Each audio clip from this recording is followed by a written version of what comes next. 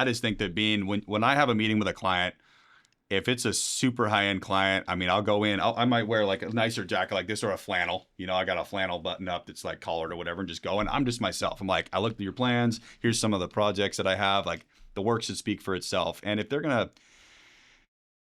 like judge me based on what I look like, and if I'm not looking, all shirt and tie and nice shoes on or whatever, I don't even really want to work with them. Client, like, right? I'm good. Yeah. Like, it's not a good fit, and that's fine. 20 to 30 sub-trades per job. $35,000 a week. We'll be licensed 10 years next year. You've mastered the trade. Now you need to master the business. All right, welcome to the Build Line. This is episode 14. I'm Jerry, and this is Heather. We got another great guest in today. Yeah, I'm very excited. We've got David from Kasavan Construction here. You started a construction company out of Carmel, Monterey area.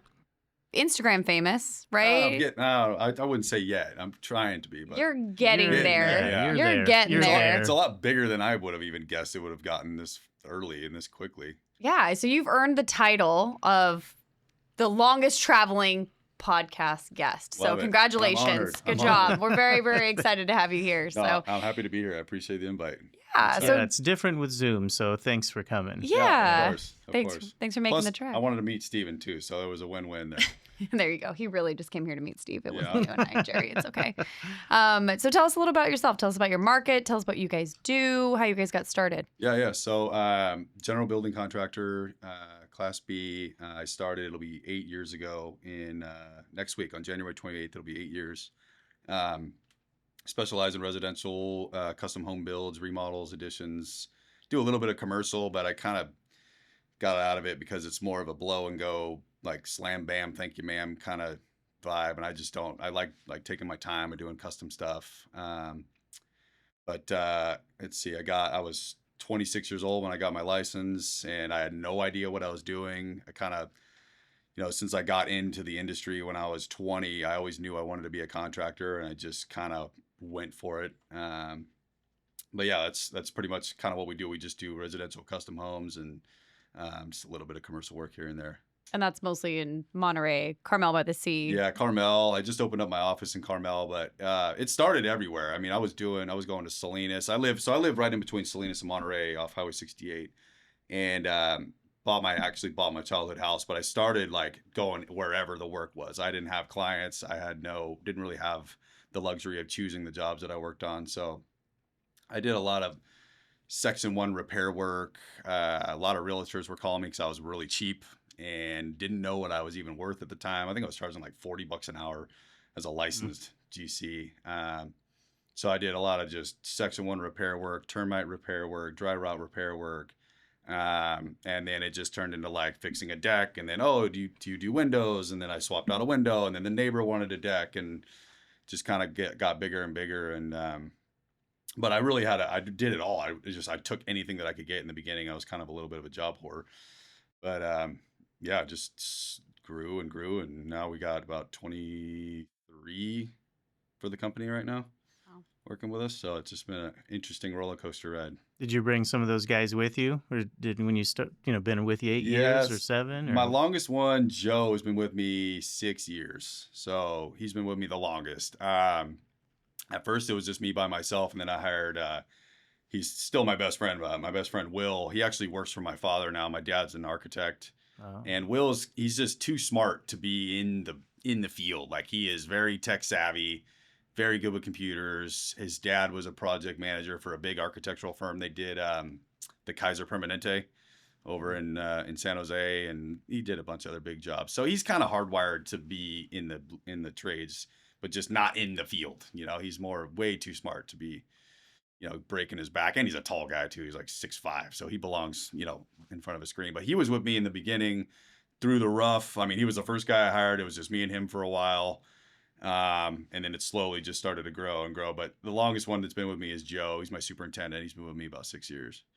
Nice. So, nice. And then, I mean, most of my guys have been with me a long time. Like, Pedro's been with me. I mean, considering the age of the company, Pedro's been with me 4 years. Angel's been with me 5 years.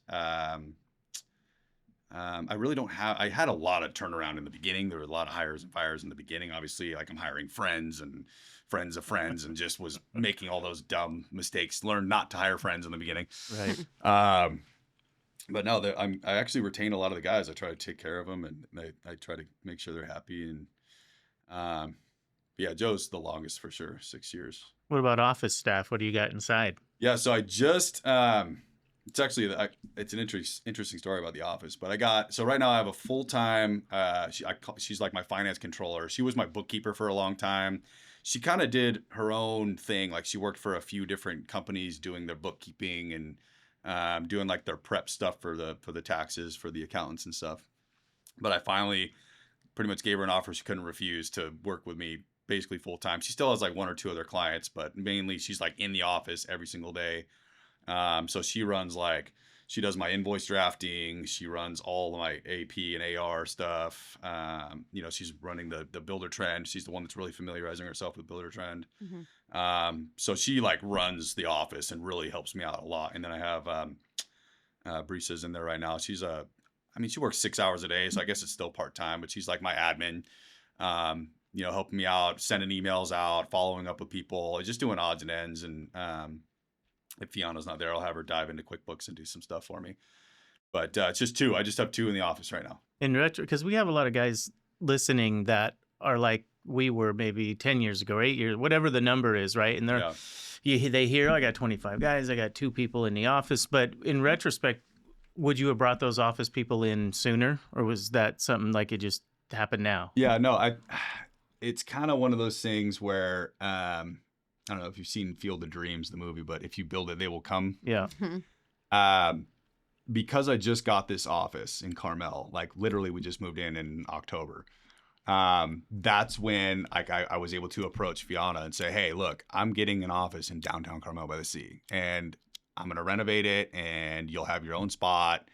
Like, I'll give you a raise, I'll pay you more money, whatever. Like, and so I kind of negotiated with her, and she was willing to move in there. If I didn't have that, I was operating out of my little wannabe office at home. I live at the end of a dirt road with an old house. I fixed it up a little bit, but still, it's like not very appealing to a very qualified person to want to come to this end of this dirt, dusty road down San Venancio Road to go to work every day. It's just not ideal.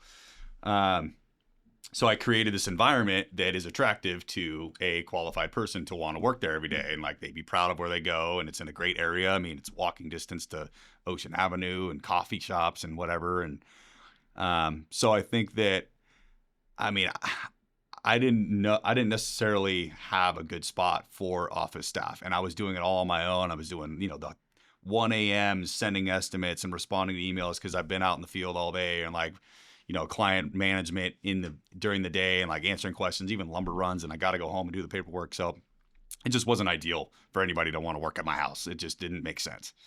So what pushed you to want to go ahead and get an office and to establish that? Was there like a trigger? Was there the one thing it's like, I cannot take this anymore? Yeah, I think that we just grew so big. I got so many field guys, and I had so many projects that I said, okay, I need office staff, and we can't work in my house. So I have to get an office somewhere. It started like, I started thinking about it in my mind a lot, and it took me probably 4 months to find this spot. And it had been on the market vacant for like 8 months.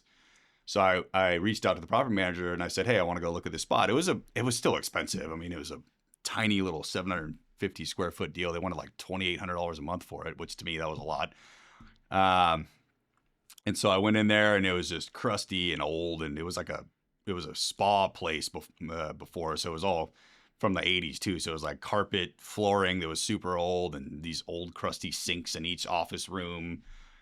Just needed to be brought up to 2026. So I went to the property manager. I said, hey, I'd like to negotiate some terms on the lease, and I'll renovate this place and pay for it out of pocket if we can negotiate some of the terms in this agreement. And so it ended up costing me $50,000 to do all the work and get it nice. And, I have like Carmel stacked stone accent walls and TVs all hardwired everywhere, and like super nice walnut floors. Like I really went all out on this thing to make it really nice. But they took that off the term of the lease. So I got it all the way down. Like I'm paying like less than half of what that was for the space, long term. But it just got to the point where I was so big. I knew I needed help. I had to delegate all this office stuff, and I had nowhere to stick an office staff. So I started thinking like, I need to find somewhere soon. Cause I'm just going to have a heart attack and all this is going to be for nothing. So that's what made me start thinking about. Yeah, a lot of guys listening, they're always, when I talk to them out on the street, they're always like, yeah, but I don't have the money, or yeah, but this, or yeah, but that. And so I always ask when somebody comes in and they tell us the story, how they did that, like what the financial cost is, and like, how do you justify that? Because that's the hardest part, is like, well, I don't have the first instinct. Yeah. It's a lot of money. Right. Don't do it, can't do it. For sure. And it's like, well, if you don't ever do anything, you're not going to get anything. Yeah, and I had no business spending $50,000 on that spot. Like when I did this, I was on 3 different jobs with 3 different bad clients. Like bad clients meaning it was just I was losing money, a lot of money. I lost $100,000 on an ADU. Like who loses $100,000 on a freaking ADU? Like it was so bad, and I finally stopped the bleeding on that job like within the last like couple months. But I mean, I got screwed out of just $100,000 on that job. There was another one I lost like $40,000 on another one, and then this other job, another ADU. I didn't lose money, but I just wasn't profitable. So I had no, it was all the profits from the jobs going right. They were just going into my account and then straight into the office spot. Like, and I was just, I'm a S corp, so I get my own paycheck and whatever. But I had no business. Like looking back, it was so risky to do that. I didn't even have a full-time office admin or an office manager. And I knew that I had to do this, and I had to spend $50,000, which to me at the time was a lot of money. I mean, that's a lot of money. I don't care. Yeah. But it made no sense on a chart or on a graph or on a spreadsheet to do this. But I believed in my company, and I believed in the process, and it had to be done. I had to be done. Yeah, like, I had to do it. There's no choice. I gotta put that many nails in that thing. That's how it has to be done, and that's what I think people don't get is sometimes shit has to be done. Exactly. Don't pencil it out. No. Sometimes you just got to do it. Yeah. I mean, that's how it's got to go. You come up with so many reasons as to why, like, you shouldn't. Like, too many reasons. But you can't measure the return on it. I think that's the piece. It elevates your brand. It elevates your ability to take on more work. Now you have somebody who can come in. And to your point, it cost you $50,000. But what are you losing that you're not measuring by not having that space, not having the ability to attract a good employee to take the burden off of you, right? He hasn't had that overhead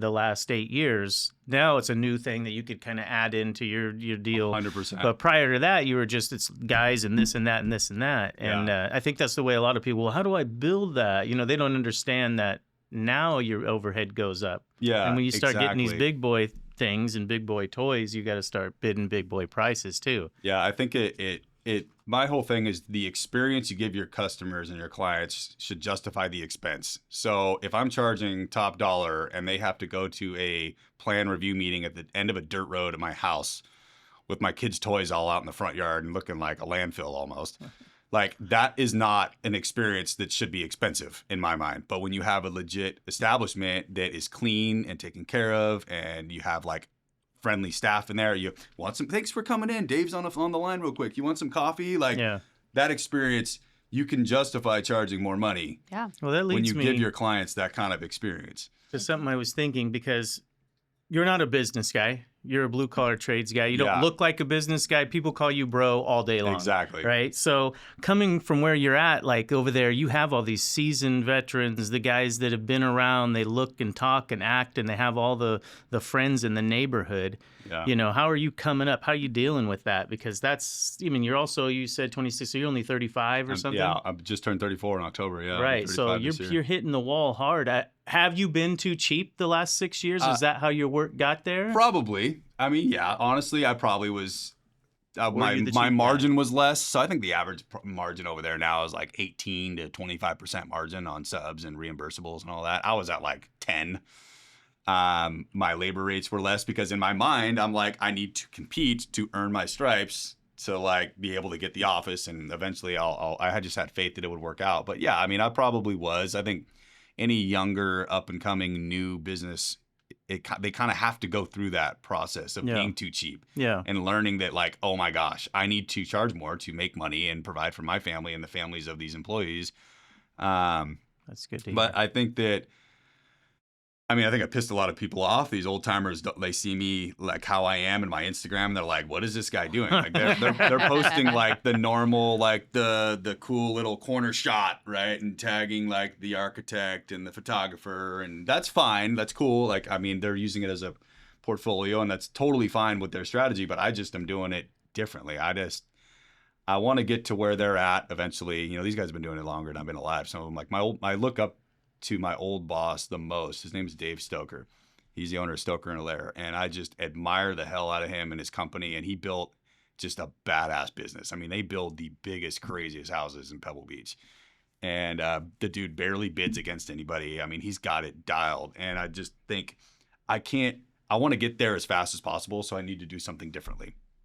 And so some guys might say I never spend a dime on marketing. And I'm like, well, imagine if you did. Yeah. Right? Like I spend a lot of money on marketing. I spend a lot of time marketing. I get really resourceful with it. Give us the number. What's a lot? I mean, last year I spent like 60 grand That's or a 50 lot. grand. Yeah. People are spending, I think, and there's some sort of thing. If you're doing X amount of millions, you should be spending, this Certain this Yeah, percentage of that, percentage. I think Grant Cardone said like 10% of your gross should Uncle go to G. marketing. Yep, 8 to 10. Yeah. So, I mean, we did 4.4 million last year, and I spent about 50 grand. So I'm way below the 10% mark, right? But it's just, I just think that if I want to get there faster, I need to do something differently. So I go to these networking events. I go and meet and greet with architects and realtors and designers, and I'm in Carmel now, right? So I'm integrating like osmosis into this community and meeting the right people and just trying to get to that level a lot faster. And I'm just doing it just by being myself. I'm not going to be like, I'll have my nice photos of my projects that I'm doing, and they'll have, I'm just not going to do the AI generated captions with the like, the architect and all that stuff. I'm just doing it a little bit differently right now. And it's working. It's genuine. Yeah. And they probably, I mean, at the end of the day, they might get to a point where I don't have to, market any differently. I can just use it as a portfolio, take the photo and tag the architect and the photographer and all that stuff. But for now, I'm just thinking outside the box and rolling with it, and it's been working. I mean, we are so blessed with work right now.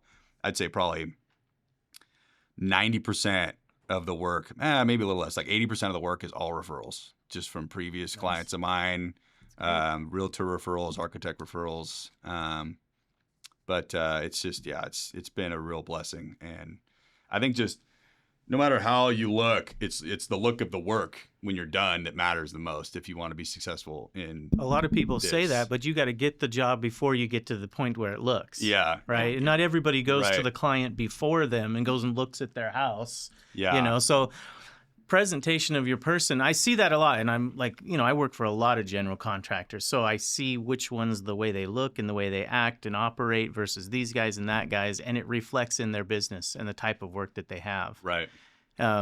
Is the culture of construction changing where you and I can get more work by being bros, or do we have to morph into the business guy after a certain amount of dollars come in? What's the story? That's what I mean. That's a good question. And I guess it's one of those. It's like it's kind of I guess I'll find out when I get to that level, when I do it a little longer. But I think for now, I mean, I've had multi-millionaire clients. I've had people that are just normal people that, make a 6-digit, maybe lower a year salary. I mean, it's at the end of the day, I just go in, and I think that you should adjust the way that you present yourself depending on who you're talking to. Like you should sound a little more sophisticated when you're talking to somebody that's clearly like, white collar, very, very educated, very smart, has a lot of money. And then like someone that, isn't like that, you can kind of loosen up a little bit and I can be more myself. I can get along with anybody in reality. I think that's a skill in sales that you got to learn to be a chameleon and like blend into your environment and adapt to your environment, or you won't survive and or you'll just stay in one spot. Yeah. But I remember I had coffee with Dave Stoker, my old boss, one time, and he said, I showed up and I was in like the Carhartt button up with my logo and this, and he's like, one piece of advice I'll give you is try not to look so much like a contractor. Yeah. Like just dress how you normally want. Like I literally I'm wearing a Dickies $18 shirt with a Milwaukee zip up and Levi jeans and But Yeah, it's like, one guy told me, he goes, stand your crew out there. You got 20 guys, yeah, and if the homeowner or somebody walking down the street can't tell that you're the owner of the company, you got a problem. yeah. And I was like, oh, I never thought about that. Yeah, I mean, I you know? definitely, you'll be able to tell with me. Yeah, you Just- you look like a normal guy. Yeah, but- you look at my guys, they're all in like, kind of holes in their shirts, and they don't really care about what they're dressed up as. But I just think that when I have a meeting with a client, if it's a super high end client, I mean, I'll go in, I might wear like a nicer jacket like this or a flannel. I got a flannel button up that's like collared or whatever, and just go. And I'm just myself. I'm like, I looked at your plans. Here's some of the projects that I have. Like, the work should speak for itself. And if they're gonna like judge me based on what I look like, and if I'm not looking, all shirt and tie and nice shoes on or whatever, I don't even really want That's to not work your with them. client, Like, right? I'm good. Yeah. Like, But- it's not a good fit, and that's fine.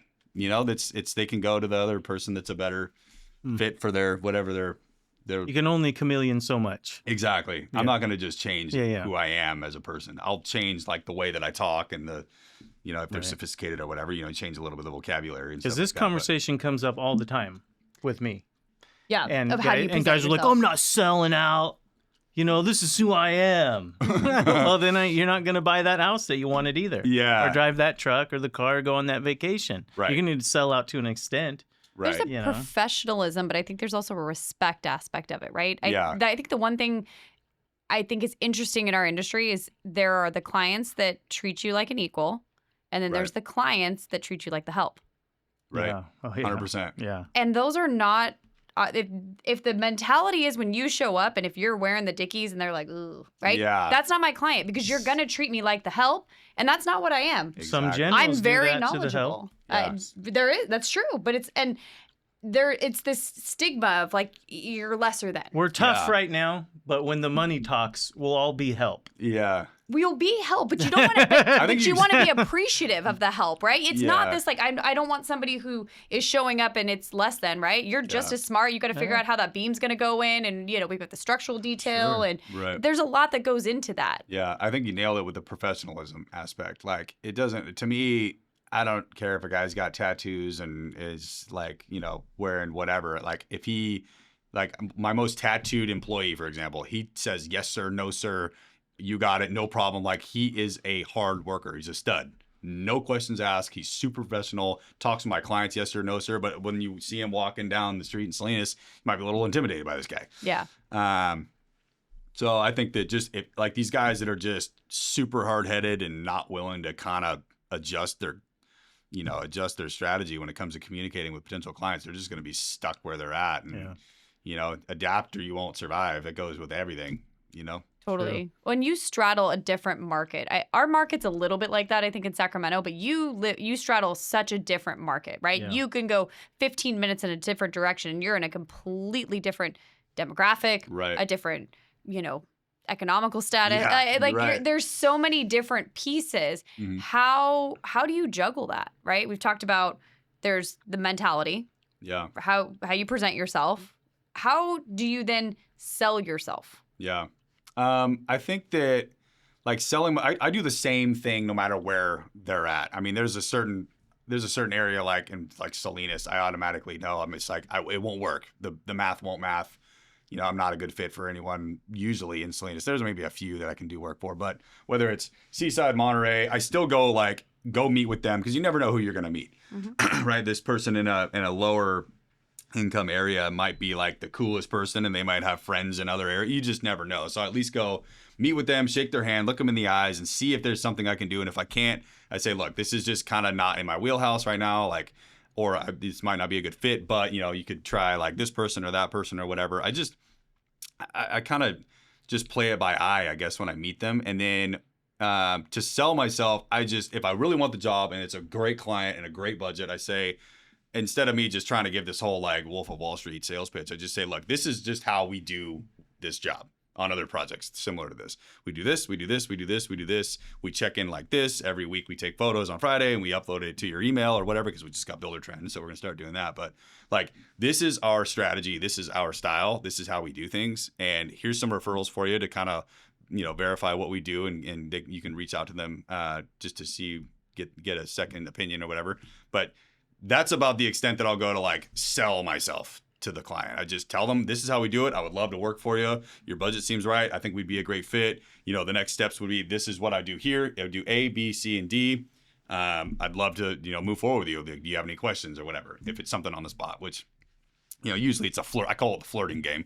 You got to flirt with them for a little bit before they'll let you take them out to eat and, and The hot girl at the bar. yeah, exactly. Yeah. You got to go into the bar and not be weird at first and do just a lap. Yeah, exactly. Yeah. Uh-huh. So, but I just, and I had this potential client the other day, actually. She's like, she literally said that. She's like, sell me your services, like sell it to me. And I kind of was like, what? That's weird. Yeah, it was weird. I don't think she understood that it was weird. Like, I just was like, well, the only way I know how to do that is I just tell you how we do projects like this. This is me explaining to you, not trying to be a sleazy salesman. Like, this is just a reality of how this is going to work. If you go with me, we do this, this, this, this, and this. And she liked the answer, but it really had me thinking. I'm like, I don't even really, like, it has to be a natural, organic chemistry that works between this potential client and myself for me to, even want to do the job to beginning. So I don't think it's kind of, when you interview, and these blue collar guys, they think that like these clients need them more than we need them, right? Mm. Like, or no, they think they need the client more than the client needs us. It's really not like that. Yeah. Like, it's turning into a industry-wide crisis right now where like there's some clients and homeowners that they don't really have a choice anymore. There's people that'll be like, I'll do this job and I'll do it in 6 months. And I'll do this job, but it'll be 6 times more than the normal price just because they're so busy. So you don't really have a wide variety of contractors to choose from. So it just kind of changes the sales aspect of the whole thing. Yeah, I think it's interesting hearing you talk about not giving the sales pitch. I think you're similar to us and how we market ourselves on TCI, in that you put a lot out on social media. You share your insights. Your guys are on your Instagram. Yeah. They're talking about the work you're doing. They're giving previews of jobs. You do a lot of that in your Instagram. So I think we're a little bit the same way, where you don't feel like you have to sell. And it's not this like, let me give you the elevator pitch. Right. Because you're putting so much of it out there, but it's not a forced thing, right? It comes from a place of being organic. This is us. This is who we are. This is our business, right? Right. Do you find that the best clients that you have already know that of you? They've watched you. They've followed for a long time. They know who you are. They know who your guys are. Yeah, I'd say, they don't even need a sales pitch. That's the 80% at least referral basis. Like, they don't play the game. They don't bid shop around. They're like, they heard from someone else, whether it's a friend or a family, that we do a really good job, and they don't need the pitch. They don't need the sell me this pen type deal. It's like, they know what we do. There's not a lot of people that follow me on Instagram that like want to hire me. I don't really get a lot of new. I don't know if maybe it's different for you guys, but Interesting. It's more for me, like the people that are living in like Carmel and Pebble. I go and meet with them, and I'll say like, hey, I have an Instagram. You can double check it just to I do some portfolio stuff in there. I explain sort of the processes. Then they go and it just kind of like legitimizes my business. I go get the leads. I get the referrals. They don't follow me already. Really? No. That's interesting. Yeah. I've had people that ask me to like change a microwave or like go fix their mom's place up or something like that. But there's not a lot of lead gen from my Instagram page. Super surprising. That's interesting. I get the leads organically, and then they go and it legitimizes the company. Like, check out my Instagram. So who would you say then on your Instagram you get more of the interaction from? I mean, you have 15,000 followers, so it's like there are people following, they're watching, right? We're so close to 16. No, I looked at the numbers. So it's like 85% of my followers are guys, and I'm willing to bet that it's a lot of blue collar, either contractors, subcontractors, or just guys that kind of see my style of like motivation and inspiring them, and like it's kind of like I've had multiple people reach out, and I've actually talked to some guys that just I've never met them, I don't know them, but they're like, hey, I value like your input here, and like I would love to just talk to you on the phone for a little bit. And like there's been probably 10 or 12 guys that I've talked to, and just free. I'm just like, my number is on my Instagram. Yeah. Like, you guys can call me. So it's definitely more to, I think, the whole purpose of why I started doing these videos. Like, I started with the B-roll stuff and classic, thinking like I'm going to get leads from this. Like, people from Pebble Beach are going to call me to build brand new houses because of these B-roll footages. Like, no, that's not how it works. And then I switched it. I'm like, I started learning a lot of lessons. We can dive into that a little later, but I started learning these crazy expensive lessons. And I'm like, God, I didn't have a mentor in this. Like, I learned everything on my own. My dad's an architect, but he builds like high schools and hospitals, and I don't do anything that has to do with his company. We're completely different. I'll call him for some advice on like plans, but he'll even admit he's not a businessman. He doesn't know. Like, he has his helpers and his business helpers or whatever. But anyway, so I was more like, I'm going to shoot this shit and just like try to make sure that other people that are going through what I went through don't make the same mistake.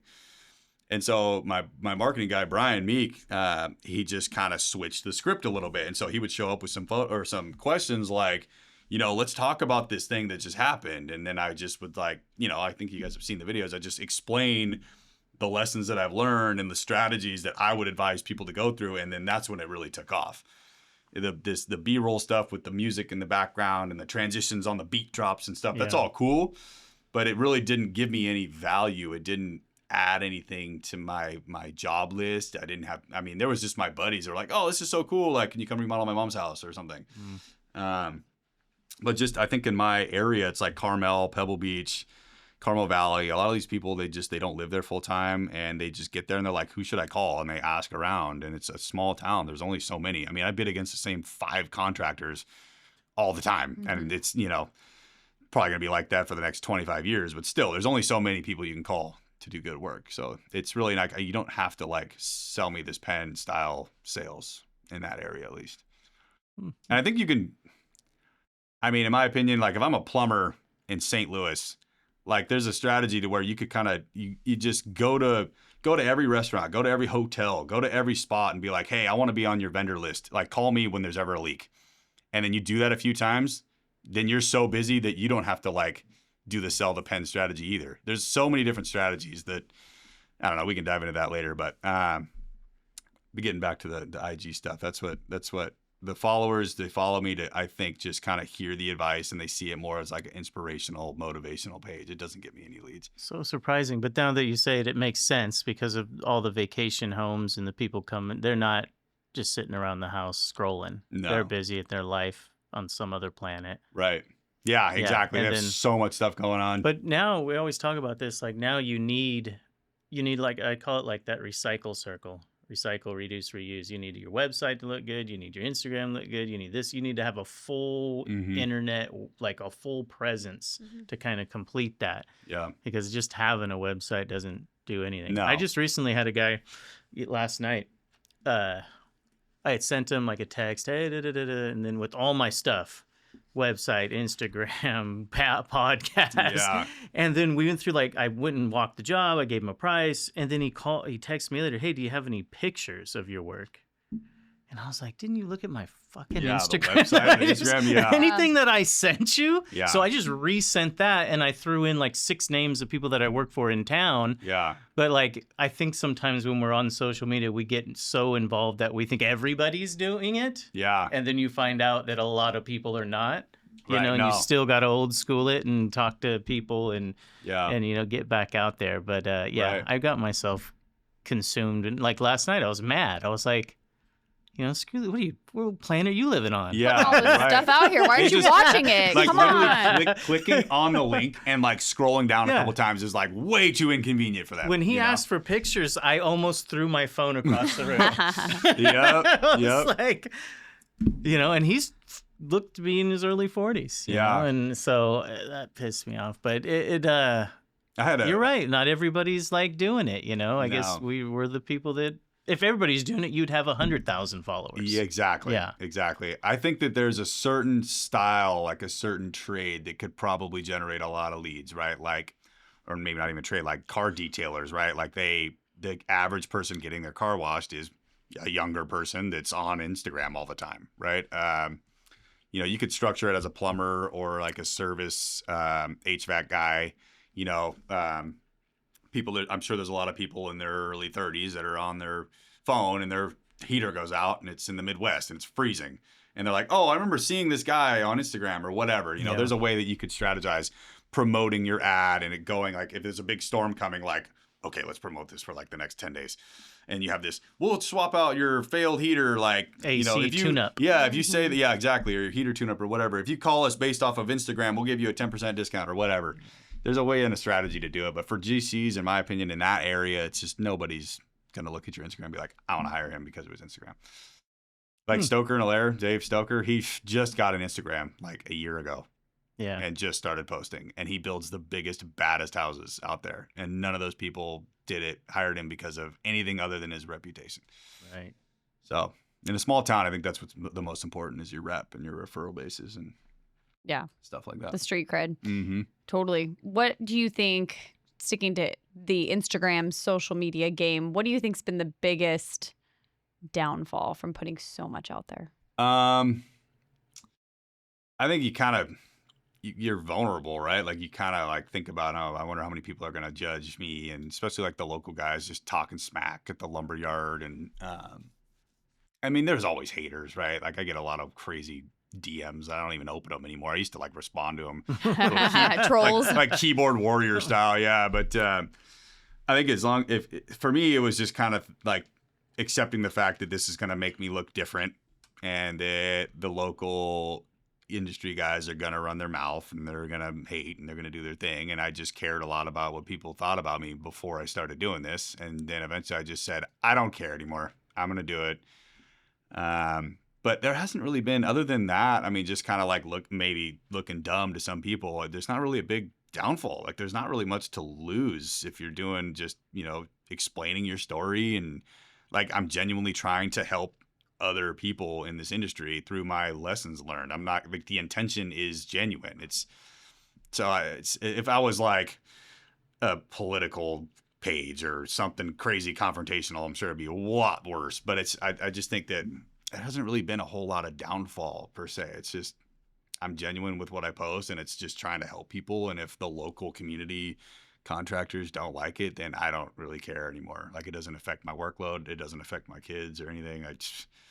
Whatever, there's been so much more upside to it. Like it feels so good when, there's I got like probably 3 or 4, relatively younger contractors that regularly text me and they're like, hey, because of this strategy, I locked in this or this or that. And it just feels so good. Like my buddy, Ryder Lane built, he's been following me for a while. And we had like an hour-long phone call conversation, probably a year and a half ago. He just called me last week and he's like, Dave, I just want to tell you, like, since that phone call, my life changed. And he's doing like 8 million this year in like ADUs and remodels with like 25% margins. The kid's crushing it. That's amazing. Like, I'm like, teach me your ways now, bud. Like, hold on, 25% margin. Like, he's killing it. So it like that made me feel so good. And like, it remotivates me to want to continue to shoot content and like get creative with it and inspire others. And, tell this younger generation, don't be scared of this industry. Get out there, shoot your shot, try to get in. Don't let these old timers intimidate you. Don't care about what anybody says. They're going to talk shit anyways. So you might as well do what you feel in your gut is the right thing to do and just go for it. They're going to talk shit on the stuff that they know that they're not doing. Yeah, they're not exactly. doing it. So they're going to talk shit about it because they feel insecure or inferior when it comes to that. Right. So of course they're going to. So. And they're like, one part of it is they didn't think of it first, or they don't have the charisma or the balls to like do it themselves. It's scary sitting in front of a camera. Like in the beginning, I turned it red as a tomato, sweating like I just ran a marathon. Like I was so not comfortable with it in the beginning. It took years of practice and but it's, at the end of the day, these old timers sometimes are like, I don't need to do that shit and whatever. But I don't know. It's more for me to the followers, like, get out there and get out of your comfort zone, and you never know what'll happen. I had one try to convince me he was too OG to do it. And I was like, too OG. Yeah. And I was like, I don't know, man. Yeah. good for you, bud. Like, that means you might be leaving money on the table. Yeah. It's just, like I said, it doesn't, maybe they're not we were talking about they're not getting you first, but it completes that circle. Yeah. For 30 years ago, you had to have a website. And if you didn't have that, you're a complete loser. Right. Now you have to have the website and these 3 other things to be relevant. Right. So why not? I just keep up with the time. You were using these nails 20 years ago. Now you're using these nails. Yeah. So, like, who cares? Exactly. It's what it is, right? Your pants were low when we were kids. Now the pants are high. Yeah. It's like, it's like, oh, I don't want to. Sometimes the biggest one is I don't want to spend the money. It's like, well, imagine if you did. Like, people are like, there were a lot of younger guys asking me, how much do you spend on your video guy? Because this was in the beginning when I first. Yeah, that's the number one question. Like, how much do you spend? I'm like, how much is it worth to you? Like, at the end of the day, I'm not making any money on this. It's just kind of like increasing my legitimacy on my Instagram. So when I get my leads, they see that and they know what I'm talking about. Because I had to do something differently because I was like in my early 30s. And when an early 30-year-old kid goes to a job in Pebble Beach, they're like, do you know how to build a house like this? Like, have you been on Earth long enough to know how to build this?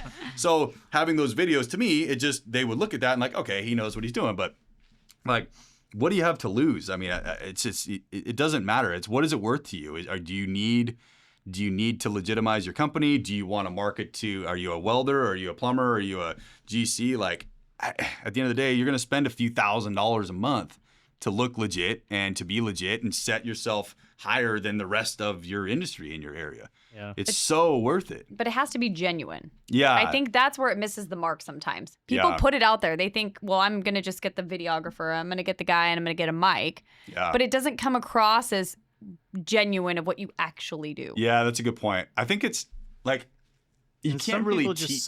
You can't teach charisma, no. right? Like you're kind of like born with it or not. But I think a lot of practice, like in the beginning, it'll be a little cringy. But if you have, like Brian, my marketing guy, Brian Meek, he was a great coach, and he would like be like, the camera's facing to you right here. He'd be like, all right, this is what you do. Just take a deep breath and just be like, just come from the heart. Say this, say that. Like, just loosen up, dude. Like, it's okay. Like, just, it's just me and you. And so he really helped me come out of my shell. I think I naturally do have like some charisma. Thanks. My dad's super awkward and introverted like an artist, and my mom was a news broadcaster. So I have like the best of both worlds. The great mix there. For sure. Yeah, I got the best of both sides. But I think just practicing and like researching, go on YouTube, like how to become comfortable in like shooting film in front of a camera, and like just trying to practice. It took me years. It took me like 3 years. But I think anybody can sort of loosen up and sort of develop this. If you have a good enough editor, they can make you look like you know what you're doing. You know what I mean? You just gotta give them something to work with. You're talking about your passion, then it should be easy. At least that part's easy. Yes. Because I know every time we try to do something that I'm like, I have to think about, I'm like, oh, God, and it takes 4 or 5 times. It's cringy. I'm like, you're going to have to cut that in because I don't know if I can repeat that again. Right. Yeah, delete that part out. Yep. So, yeah. But I still don't have it all figured out. Like when I'm shooting this new series, I mess up so much. I still, I get nervous because I'm like pretending like I'm talking to this famous person, So I'm still like, I still don't have it all figured out. But it helps when you have a little charisma and a little bit of a, personality behind it. I love that. So what's your big goal? We're New Year 2026. Where do you want to go with your company? You got the new office. You got 26 employees, right? I mean, you're not a toddler anymore, right? You're an experienced business. What's your goal for this year, and where do you see your company going? Yeah. So this year, my focus is net profit in the bank. Okay. Like I'm ready to see it on my phone. When I open the app, boom, there it is. Instead of it just being around me, like the money comes in and then it goes somewhere, right? Like 4.4 million last year was pretty good. Like, tell these guys what 25 employees payroll looks like. Oh, it's crazy. It's like probably 80 grand. A lot of it depends because some of them are doing like 6 hours a day or here and there.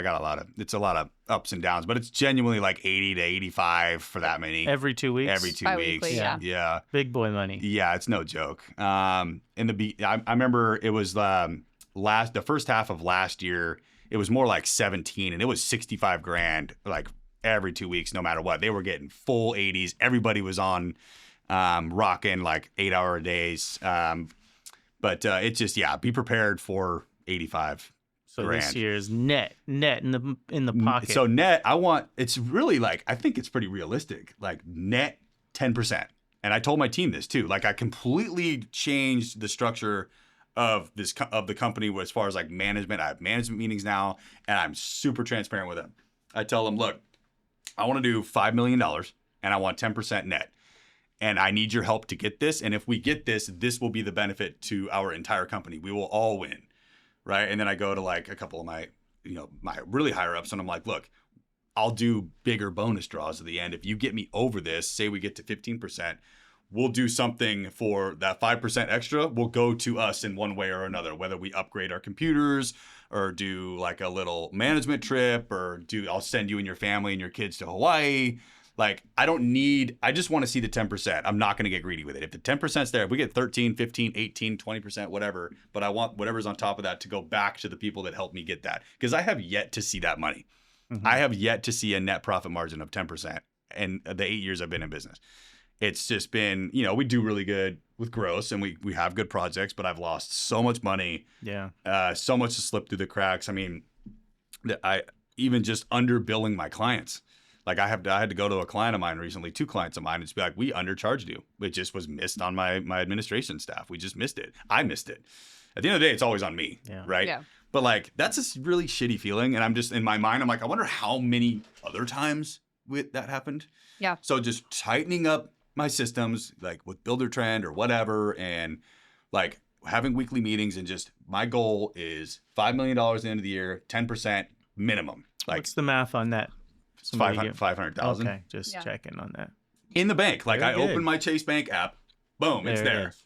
I'm ready to pay taxes. Nice. Like that's my goal. I think we have a lot of great projects right now. I would say like, oh, I want a big ground up $10 million house project, or at the end of the day, I'm happy with the clients that we have right now. We have a lot of solid projects. I have some good people that are bringing in multiple leads a year. And I'm not going to like sit here and say that my goal is to build a big, I call them big whoppers or Big Macs or whatever. I don't need that. I just want good quality clients with good margins that appreciate the work. I don't care if it's a kitchen remodel, a bathroom remodel, a deck, swapping out a front door, or a brand new house. Because it's hard, and we've got 25 plus years left. And so let's just do that and then build from there. Exactly. Right? Because I can hear it and see it in you. You're just like, I want this to happen, and then we'll start from there. It took me 7 years. It took me 7 years to make any money. Yeah. It was like a long run. Yeah. But and then you get that foundation where I can see where you're at, and then it'll just start. Well, you got to get the system and this process million, that in place million. to Yeah, scale. I mean- You have to figure that out. You can't get any bigger. 4 million, and to your point, you're not running on any other platform. It's impressive. Thank you. It also scares the shit out of me because Scares the I'm hell over out of here me, like, too. holy cow, I'm a process person. Yeah. So to I get hear no you, sleep, for the record. Like Yeah. I literally don't sleep anymore. but that is going to alleviate that. That's going to putting those in place and figuring that out before you scale anymore is Right. what's going to be the difference to make that net. Exactly. 100%. And I actually like look up to your guys' company. You guys got it looks like at least you guys have a solid system. You have great projects. It looks like you're making good margins. Like I aspire to just have that sweet spot for now where I have good clients, projects I want to work on, big or small, it doesn't matter. And just like having more fun with it. And usually that entails making money. Yeah. It's fun to make money. It's not fun to lose money. I know that all too well by Yeah. now. We work really hard and we work Yeah. a ton, right? Nobody Yeah. wants to do it for free. Right. Especially No. for years on years. Years. Yeah, Right. it gets old. Right. And What do you get and the out? age, like I feel like I've aged mentally like 20 years in the last 8 years. Like so much has happened. Like from starting the company, my mom died like a year and a half after I started the company, spiraled out of control, like spent $100,000 in like a month, just lost my mind, had to pull myself back up out of that.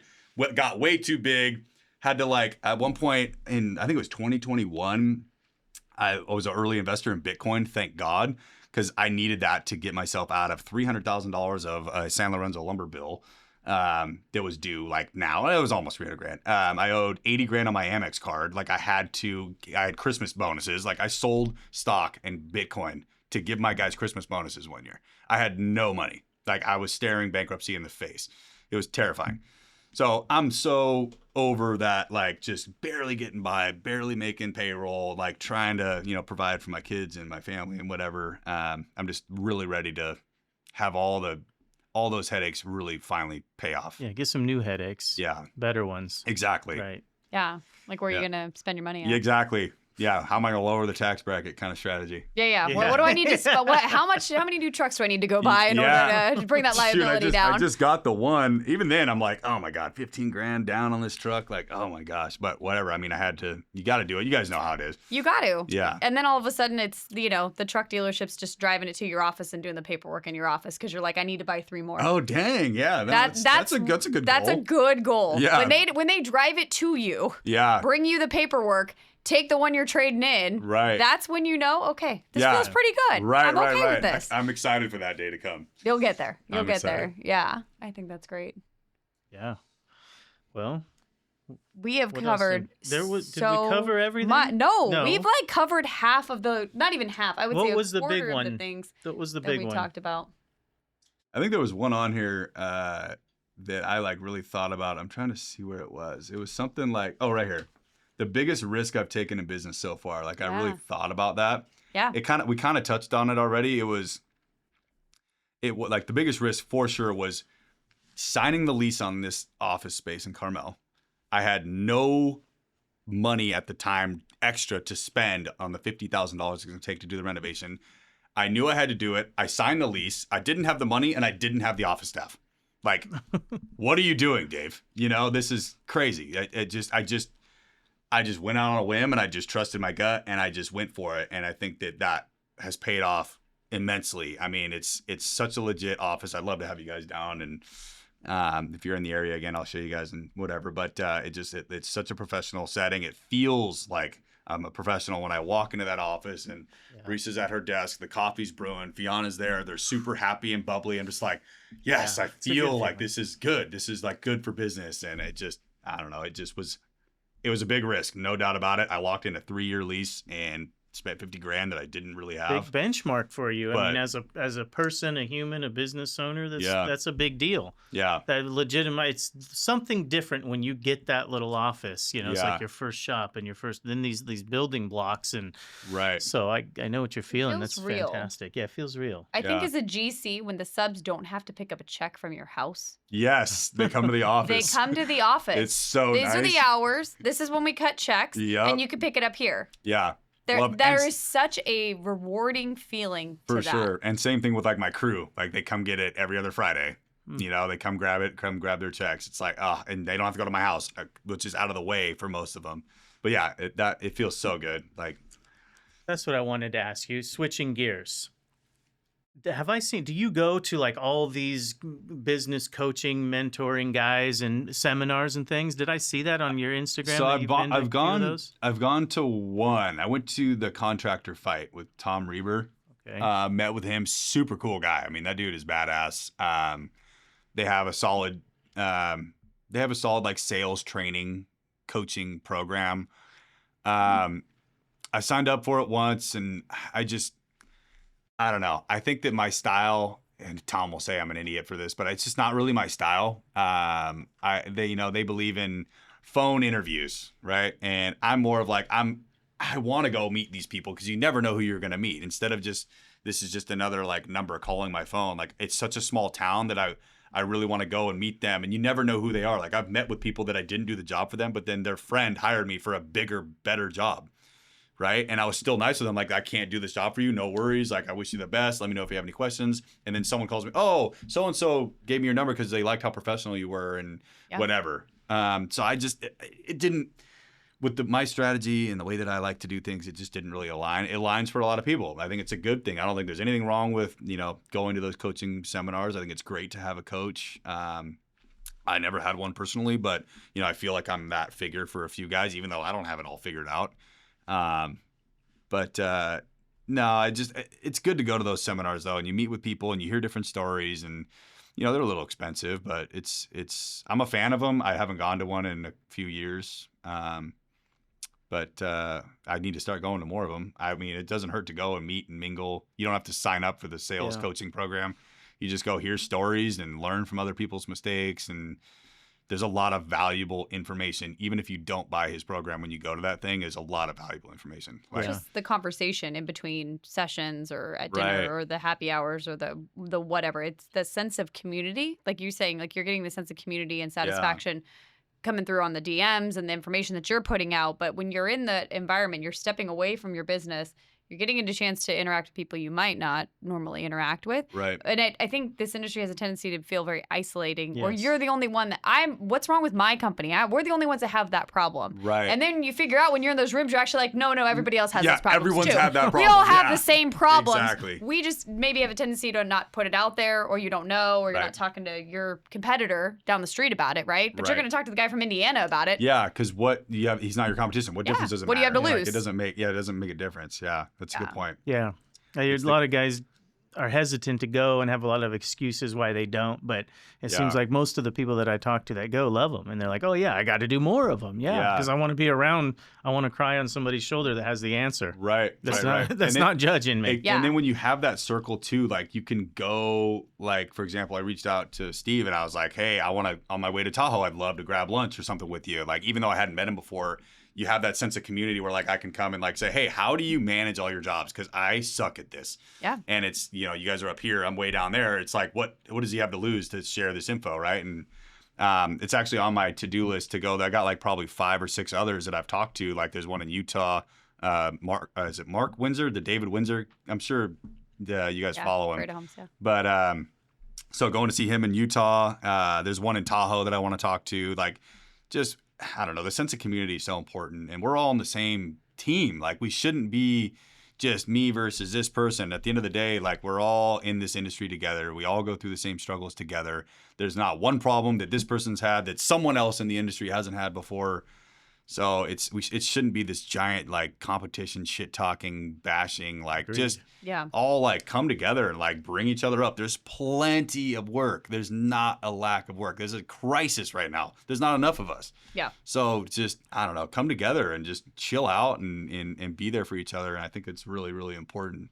I agree. I think at least one time a year you need to do that. It also gives Yeah. you a chance to step away from your business, and you might pick up something from somebody else's operation that you then bring back or implement. Right. And if you're in it day to day, you don't get the chance to do that. Right. Yeah. You're too in the weeds. Yeah. You have to pull back. It's good. Like the International Builder Show is a good one for that too. Like you go see the latest technology and like, it's like, hey, Steve and, Bill and whatever, like we were here same place last year, like it's good. How's things going? And you kind of, you can learn new stuff and implement new technology and strategies while also seeing these people. And it's super good. It charges you. It fills your tank. It fills your tank on the social level, but also on the motivational level let's keep too. moving. Yeah. Mm-hmm.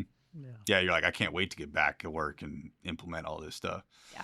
So what do you think in project managers that aren't doing nothing this year, just kind of running, no tools on, no, they can drive a car to work? Is that type of project manager you looking? Like to hire or like, I mean, I have one, like my right hand, Jesus, he's kind of like that. He's still got tools and stuff, but I mean, I would love. I saw a video with him with a vest on, and it had tools in it. Yeah. So, No, that was Joe. That was Joe. Oh, okay. That was Joe. Okay. So, yeah. But like I would love if this guy is a clone of me, but doesn't have the sales charisma, but just works as hard as I do and knows what I know. I would hire him in a heartbeat. Give him a truck, a phone, an iPad.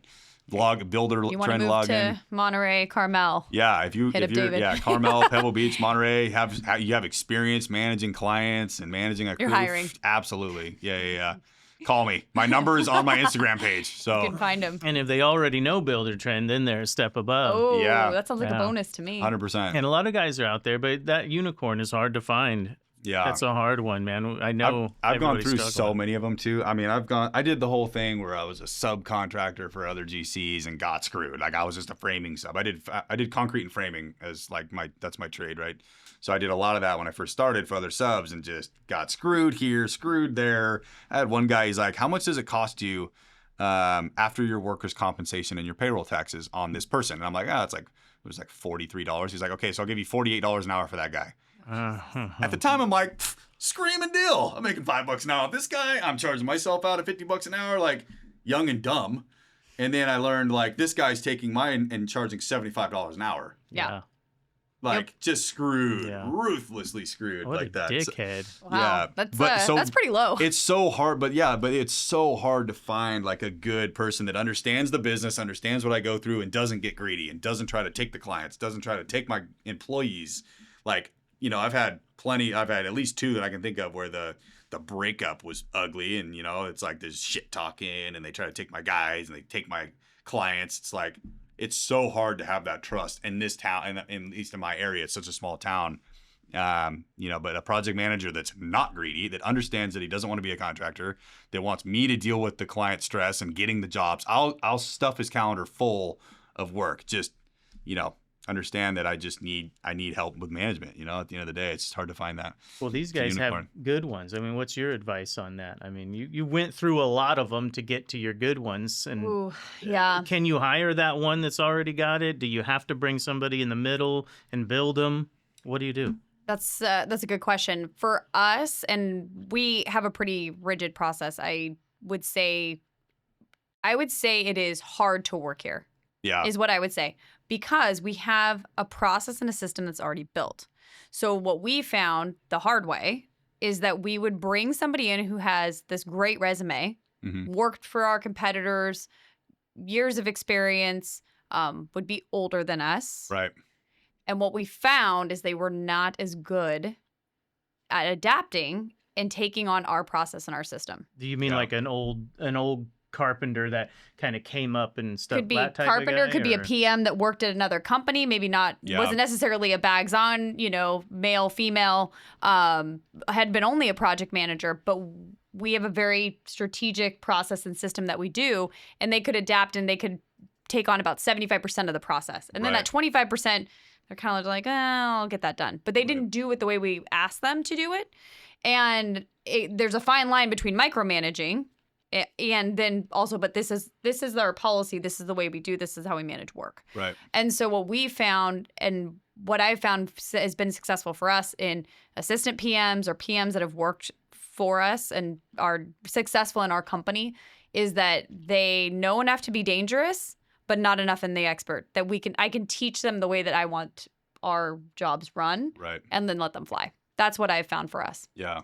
What I've watched is, and it's going on a lot because that unicorn's so hard to find, is you guys hire these old carpenters or whatever they were working people, and they think their project management is just pushing around subs and carpenters all day. Right. Correct. And they fail every other way. Right. I can teach you to run the schedule, and I can teach you how to do builder trend, and I can teach you how to do daily logs, right? But to your point, you got to be able to get along with everybody. You got to have the respect for the trades. You got to. But you don't need to know my trade. No, you don't need to be an expert in that. I don't need to know the drywall. That's why I hired Jerry, right? Yeah. I don't need him to be the expert in that, right? But you have to have the respect for them. You got to be able to be a good communicator. You got to be able to put the schedule together. Jerry says it's 12 days. You put 12 days.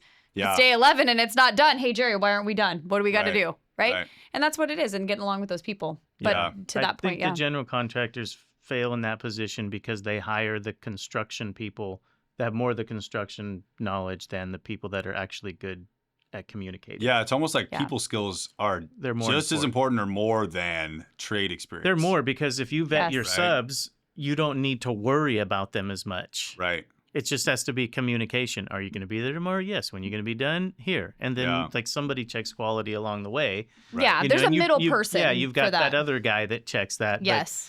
But the project manager, if you're looking, coming from a sub base, if you're looking for somebody out there that has your company in best of heart and what do you call it? Intentions, and they on the job with the homeowners and us and everybody else, you got to have a personable person and somebody that just has your brand at heart and knows communication and doesn't have an ego. Right. That's the other big one. The ego is ego just gets in the the way. worst. The blue collar guys are the worst for that shit. Yeah. So I don't know where they are, but then we've had ones that were too soft.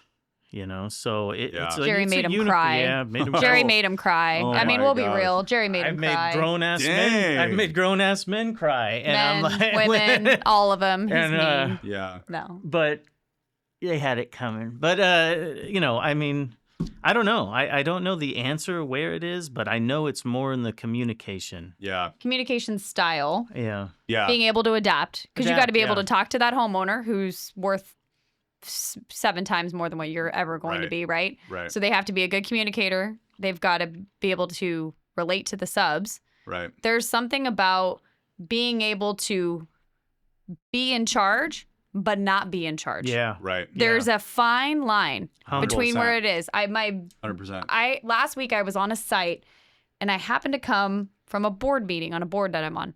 So I was dressed a little nicer. I had boots on. I had a nice jacket on. Mm-hmm. And I come out on site, had my hard hat on, and the concrete guys were out there setting forms. And I'm standing there and I'm talking to the superintendent, and he comes over, this foreman comes over and he's like, ma'am, it's going to be really loud here in a minute. And I just started laughing because I'm like, This ain't my first rodeo. I was like, I so appreciate that you said that to me and you did that. I go, I am obviously looking too fancy here, right? Like I was like, and my superintendent just laughs. He's like, she's the boss. He's like, oh, I know. I can tell she's the boss. But like, and I'm like, you're totally good. Yeah. You're fine. I got you. You cut away, right? I'm clearly dressed up too much. Right. But I totally respect that you said that and that you asked that of me. And I was like, I'm like, if my client was here, I would totally expect you to do that. I Yeah. love that. You're the cut away. I don't care if this gets dust on it. You got it, Yeah, bro. And gold he star. was so nice. But it was just interesting, that perspective, though, to be able to then turn around and relate to him and just chat. And then every time I've come out since then, I don't look like the big boss. He's like, gives me all kinds of shit. He's like, oh, you're not the big boss today. It's cool. You bring your earplugs. Back So, to yeah. the ego thing is, we talk about this a lot, and my staff is have truths, because we'll tell the project manager one thing, I'll talk to you, and only half it made back to the office. Yeah. And so their ego or something about them they don't want to throw themselves under the bus or admit Yes. they dropped the ball. Yeah. And so, I've got the direct line to everybody. So Yeah, that's smart. And so I have to choose on what I call the office for. Yeah. But like that, I've noticed that's a big one. We catch them all the time. They had one that They was don't tell that you was the bad typical. stuff. Yeah. They had one years ago. This guy have truths. Yeah. And I just stopped talking to him. I Yeah. literally stopped talking to the guy because he would throw me under the bus every chance he got. Mhm. And I would talk to these two guys and they go, what? Oh, yeah. Yeah. Have truths. Yeah. And it's all for the betterment of the company, your company. Right. Yeah. But that person's so afraid of getting in trouble or going, oh, I forgot to say or I forgot to do this, that they Yeah. They make it about- no accountability. No, Yeah, yeah, they make it about them, them. Yeah. and in protecting their ego, their reputation versus what's best for the team. Right. That's why I always refer. It's a team, right? And it's not just a team. That's why we're trade partners. It's the team when we go out to go build a project. It's not TCI. It's not this glamour of this is our job, right? And you Right. have the privilege of being here. What's in the best interest for the team in order to make this a successful project? Right. Yeah. And it's Right. not your ego. And I don't care who you are. There's Yeah. hundreds of you that are going to come work on a job depending on the value, right? Yeah. Everybody's got to be able to put their own ego away and do the best interest of meeting the schedule and Right. communicating. I think it's important too for like your subs to have your number and your best interest, because I've had project managers that were flat out trying to steal my clients, and because of my subs Yeah. telling me how shady this guy was, I started putting two and two together. I would have never known how this guy acted. It was all fine and dandy. Everything was fine according to him, but then my subs are coming to me like, this dude's a piece of shit. Like, you need to be careful with this guy. He's talking to us like this. He's treating your jobs like this. Like, he talks shit about you on your own jobs. And Yeah, it's you don't- because of my subs having my number and having my back Yes. that I was able to cut ties. And thank God, we cut ties and we don't work together anymore. I wish them all the best at the end of the day. But But your subs looking out for that. They're more of your ears in order to do that. We've had the same situation. Jerry's had to call me and been like, hey, I don't think this PM is looking out for your guys' best interest, right? Yeah. And guess what? That guy didn't work here about a week later. Yeah. He was out. And your guys' relationship goes back so far. It's like, like you can trust him to tell you the reality of it. He calls me all the time. We'll talk about this stuff. That's how we started this podcast, because Jerry and I will talk about it and it'll be like, this person's a good, fit, or hey, this, I don't know what's going on, but you might want to look into that. Yeah. Right. But that comes from a place of having respect as business owners, and working together, working not only in the projects and then getting work, bidding work, what that looks like for bringing other subs on. Hey, I don't know if so-and-so is really looking out for you guys when it comes to XYZ trade that they're doing, right? Yeah. I mean, we've had these conversations. Yeah, a ton. Yeah. Hundreds of No, times, it's important. Yeah. Yeah, I mean, we're in it together. Yeah, and you want them to succeed Yeah. because they bring you work, right? Yes. And like, so if they got a bad PM, it's whether it's you or another sub, it's like you want to make sure that they're taken care of because they bring you guys work. Yeah, Yeah. yeah. And it's a two-way street. We'll talk about it as well, right? Mhm. Yeah, I'll call no. Jerry. Hey, Jerry, think you might want to look into this. I don't know what's going on here, but Yeah. this doesn't seem like your brand. Yeah. This doesn't seem like your kind of employee. It's so embarrassing when that happens. Yeah. But we've both had to have that conversation about employees that we've had Yeah. and people that we've employed and that we've noticed in each other's companies. So we're like, hey, Well, you Right. don't know it. You're on the job site 15, 30 minutes a day. They're on the job site 8 to 10 hours a day. Right. We're Mhm. trusting these people, and I need some other extra eyes and ears to help me sometimes. Right. Yeah. You know, Yeah. see something, say something. yeah. You know? But then the other Absolutely. people that are in your team that organically, like you already have, you have people that work on your team that have been there a long time. You know, you mentioned 5, 6, Yeah. 7 years, 6 right? Yeah. So once those people are ingrained in your culture and they know what that is, and the subs you work with for a long time who've also been at their companies for a good tenure, they also know it too. So Right. now it's this circle of like, well, if you're not going to look out for our team, you don't belong on this team. Right. Why are you here? Yeah. Not a good fit. You don't deserve a seat at the table because this Right. is what we do, right? Now Yeah. it's not just J.R. Brewer or TCI, Mm-hmm. right? No, this is our project team, right? And so it's that sense of ownership, no matter which company you work for, but you know, Right. hey, that's Yeah. not how we do things around It's here. super Right. true. Right. Because my guys will say something, and I'm like, yeah, I get it. Because they feel just as responsible as if they worked for TCI as your guys do. Right. Totally. Because we're all doing it all year long, and I think that's what creates the good craftsman as well, because we're all caring about it, and then I know I'm giving him the best price, you know, and Yeah. it just, I think it works out overall. That old thing of, you know, every job, you know, could be your last, or, you know, got to bid everyone, and the number, you don't need, it doesn't need to be that way. You can Right. have long-term subs just like you have long-term employees. Right.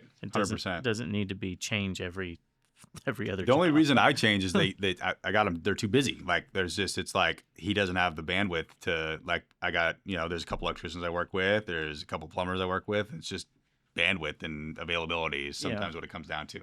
Yeah. Yeah, that's. But I would, like, understandable. my dream is to do like 4 big jobs a year, 4 to 5 big jobs, like $1 million minimum jobs a year, 4 crews. That's it.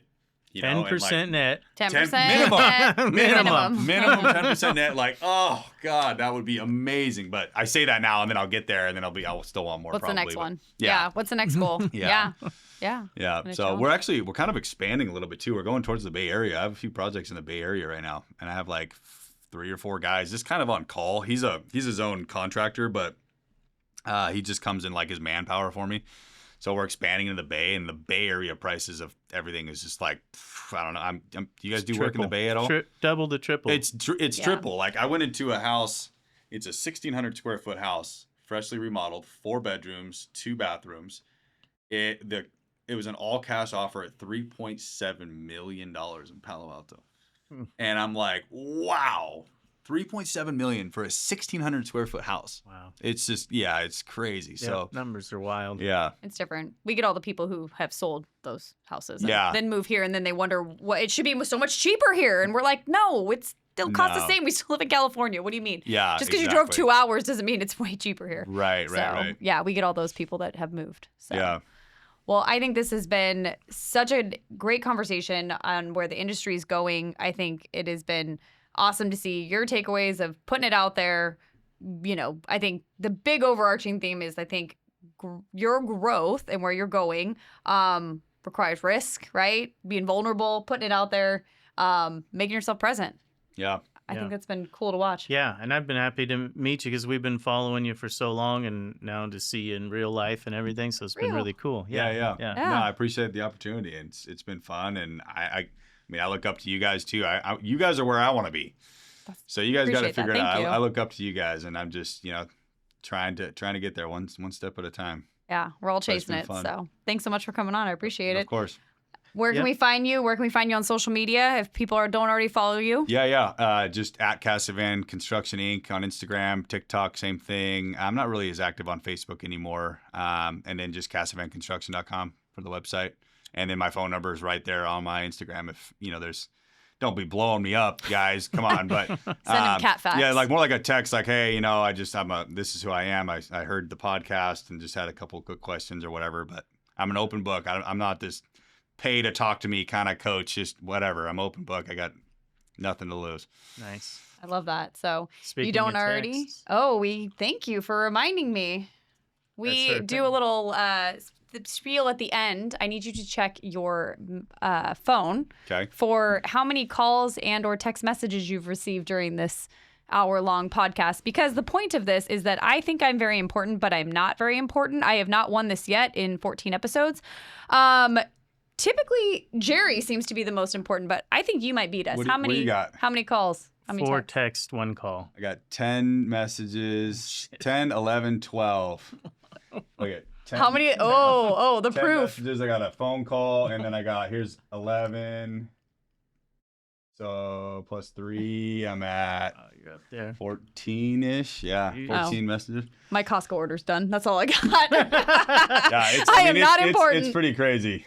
Dude, you got- that's a you're lot of way fires. important. But- Yeah, that's a, yeah. We try to it figure gets out. a little like even my message here. See, I got 560 unread. Oh texts. God, you're like Oh, my man. husband. Oh God, 630. you You give guys me are the anxiety. worst. You guys are the worst. Check his Yeah. email.